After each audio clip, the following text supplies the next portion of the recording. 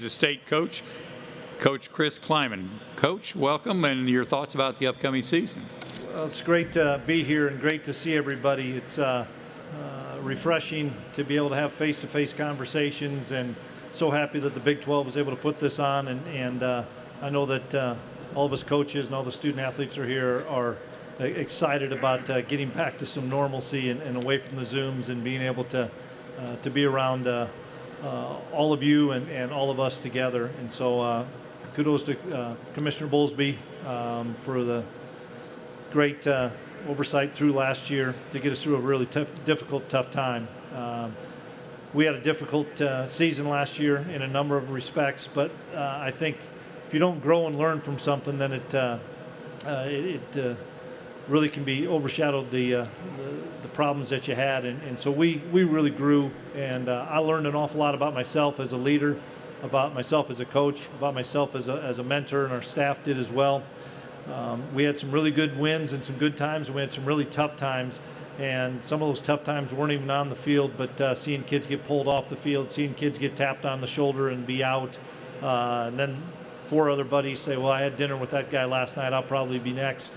To seeing guys get on the bus to go to a airport and get taken off the bus and say, sorry, you just didn't pass the last test, and all that stuff hopefully is behind us, and we can get ready for a great football season. Our guys are working extremely hard. We've had a really good spring and an exceptional summer. We have a new strength and conditioning staff led by True Carroll, who has made an unbelievable impact on our football team and on our football players, and has helped enhance the already good culture at Kansas State to another level. I feel really good about us going into 2021. It starts off with our quarterback, having Skylar Thompson back, but I also will throw Will Howard into that mix too, because we have 2 starting quarterbacks returning, and it's pretty cool when quarterback oftentimes is a position that you either have one or you have none, and we have at least 2 and some other kids that potentially have a chance. Offensive line is returning intact, and we played 9 guys there. Have a really good nucleus of wide receivers and tight ends that we have the ability to get the football to, and then we have a pretty good tailback in Deuce Vaughan that is as humble as the day is long, and absolutely love how he's handled the accolades and success that he has had, because he hasn't felt like he's arrived. He felt like he has got more to prove, and an unbelievable young man with an unbelievable family and set of parents that taught him the right way, and he's a tremendous leader and a tremendous football player. Where we have to make great improvements is on defense. We lost a couple of really good players on the defensive side that are playing at the next level. Wyatt Hubert's one that jumps out at me, but where we have to make great strides is on defense. We were not a very good defense throughout last year. We had a couple of nice moments on defense, but not good enough in this league to be successful. And that's something that we're going to work like heck to get shored up. And I look forward to the challenge of our guys. Jerron McPherson representing our defense today, and I know he looks forward to that challenge as well. We had a really good spring implementing a lot of new defensive kids, and look forward to see what how that comes to fruition this fall. Special teams has always been a staple at Kansas State, will continue to be this year as well. We have a tremendous returner in Phillip Brooks, and a really good scheme to try to get him the ball on punt and kick returns, and then we've got a really good punter coming back and a good kicker as well. So I'm excited about getting back to normalcy. I'm excited about what the 2021 season is going to bring, and as always, this league is so difficult, and each week we got to try to have great game plans, come up with ways to be successful. So with that, we'll open up for questions. Okay, thank you, Coach. Questions for the coach. We got a question on the outside, about 3/4 of the way back. He's right behind you. Hey, Coach. Tim Fitzgerald, Go Powercat. The first year for a new coach is always a feeling out process, an acclimation, and then you go into a COVID year. Does this make year 3 even more kind of important for your program? Well, Fitz, it's great to see you. All seasons are important. I thought the first season was important, and to get jump started. And I thought the second season to say that you can keep it going is important.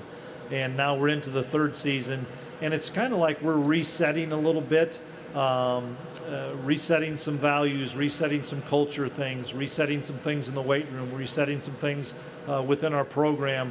And so every year has its importance, but without question, our progress on the field is what we all need to see improvement on, and we're excited about that. About a quarter of the way back on the left side. John, hi, Fox 7 Austin. Coach, you mentioned Deuce earlier, Deuce Vaughan, talking about him being a humble player, and he feels like he has a lot to prove.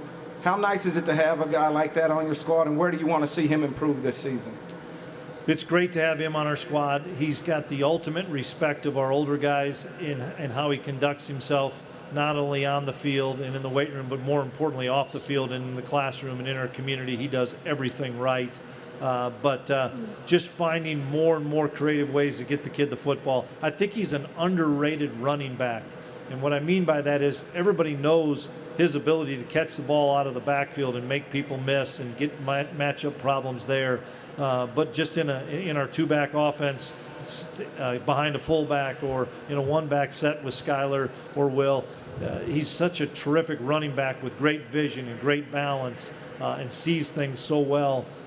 But I know he needs to improve on his pass protection. I know he wants to improve on more adjustments and checks and more defensive identity things that he wants to master, so to speak. But what a terrific young man to have in our program.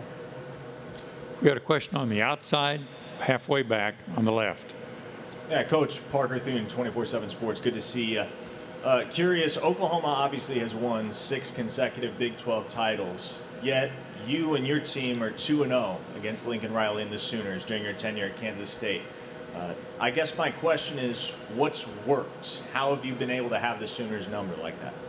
Well, I don't know if we have anybody's number, that's for sure. I've got so much respect for Lincoln and his staff and his team, and they're a great team, and they deserve to be on top because of their body of work. It's not a one-game season, it's a body of work, and Lincoln and Oklahoma have proven that year in and year out, that they're the elite team in our conference.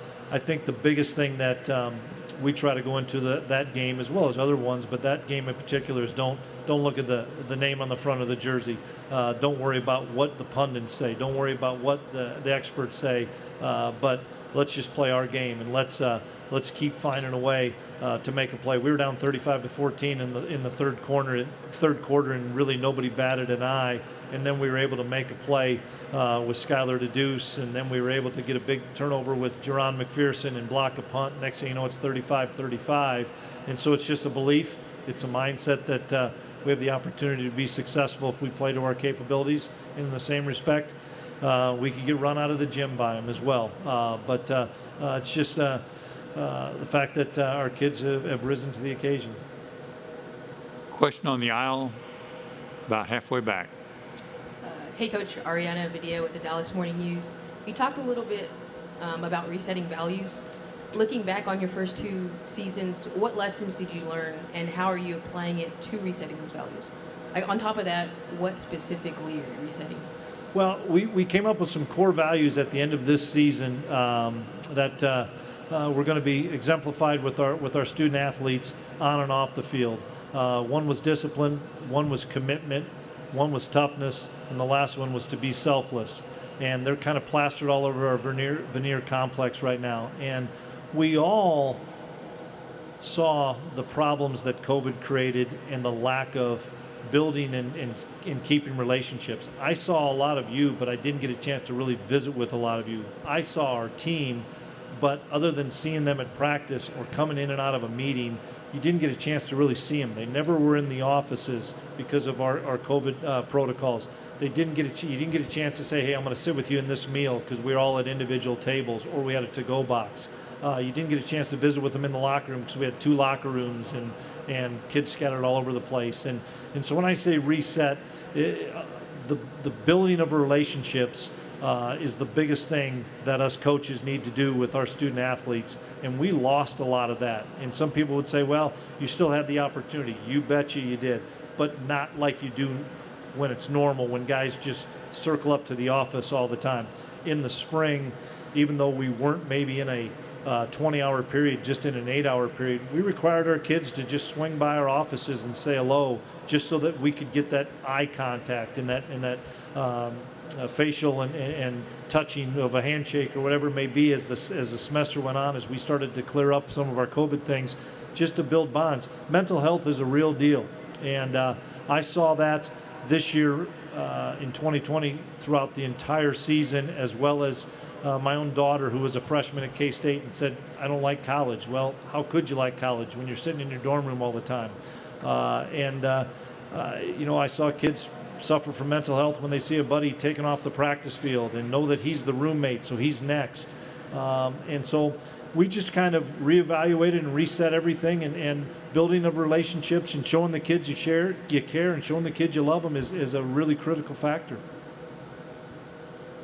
Okay, we got a question over here on the right side, about halfway back, and then we'll go over there.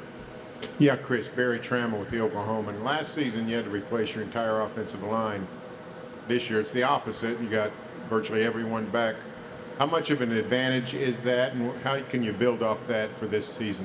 Yeah, it's a great question, and it's a great point in the fact of when we came into the spring of 2020, that was the biggest question mark we had.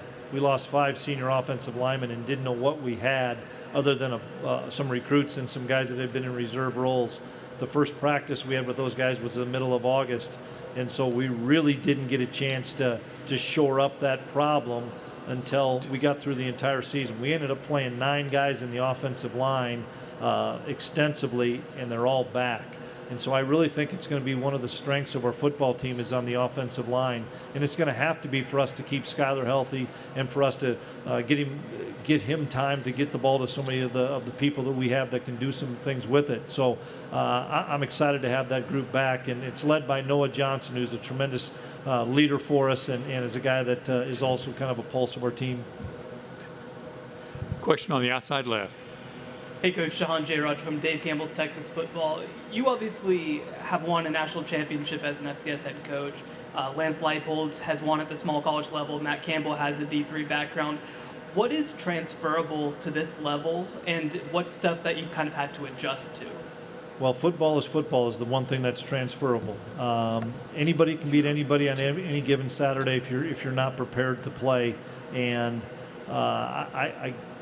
I know that we had a kid last year we brought in as a transfer named Briley Moore, a grad transfer that was at Northern Iowa, and I knew he would be able to play at Kansas State just because I knew the brand of football and the kid to have a chip on his shoulder. So football is football. The thing that I've had to probably learn the most, and it's not because of the transition of levels of play, but more the transition of the transfer portal, that you're going to lose kids, and kids are going to leave your program. Kids left every program in the country. I'm for the one-time transfer rule. I think it's great.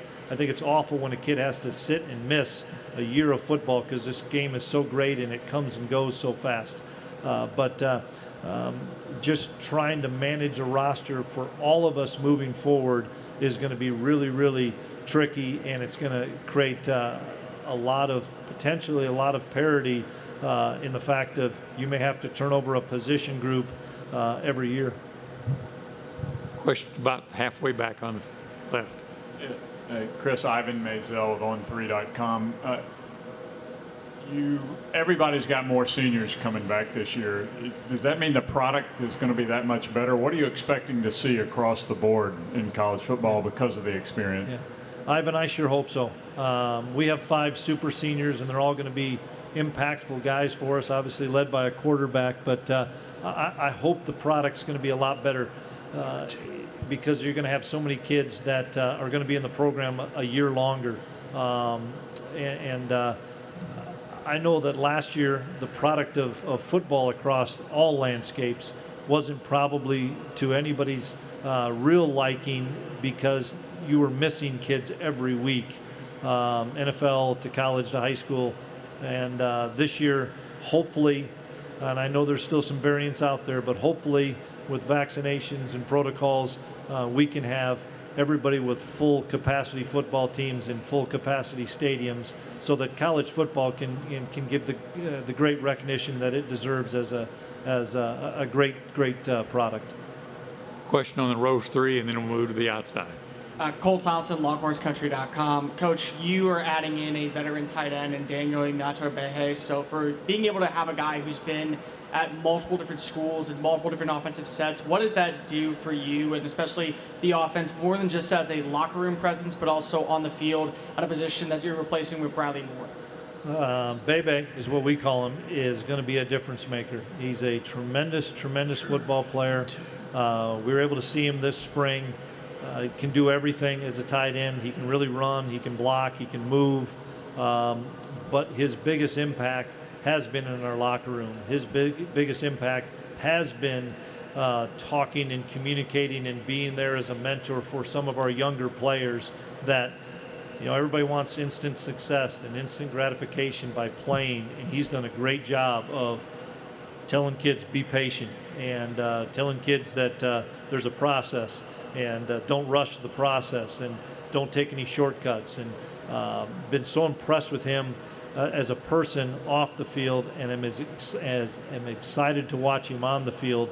And I see his rapport with Skylar and Will and our quarterbacks. He's out there all the time, running routes, catching balls, and we know he's going to be an impact for us. Question on the outside right. Hey, Coach. Cole Carmody with Go PowerCat. You guys were picked 7th in the preseason poll. I was just wondering if you had a comment on that. I think it's pretty irrelevant in my mind. Somebody told me we were picked 9th the first year and we finished 3rd, and you know, you could be picked 2nd and finish. You still have to tee it up, and you have to be better every week and better every day. And for us to continue to stack great days and give ourselves an opportunity every week to be successful, that's what we're trying to do. Final question for Coach on the outside left. Chisholm Holland, 107.7 The Franchise in Oklahoma City.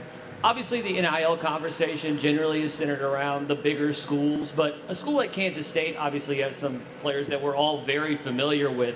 Just curious, at a school like Kansas State, do you see it as a disadvantage for NIL like it's being presented, or just an opportunity for some of your guys who are producing? Two things on that. One, I'm in favor of kids being able to profit off their name, image, and likeness. If they can make some money doing something, I'm all for it. They deserve it. Second part of that is I think Manhattan is a home run for name, image, and likeness.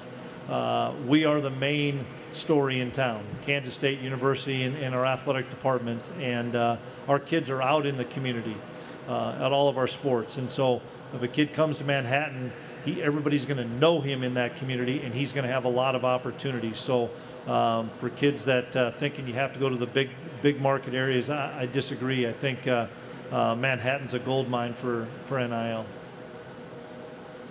Okay, Coach, thank you very much for your comments, and best of luck for the season. Thanks. Look forward to seeing everybody this fall.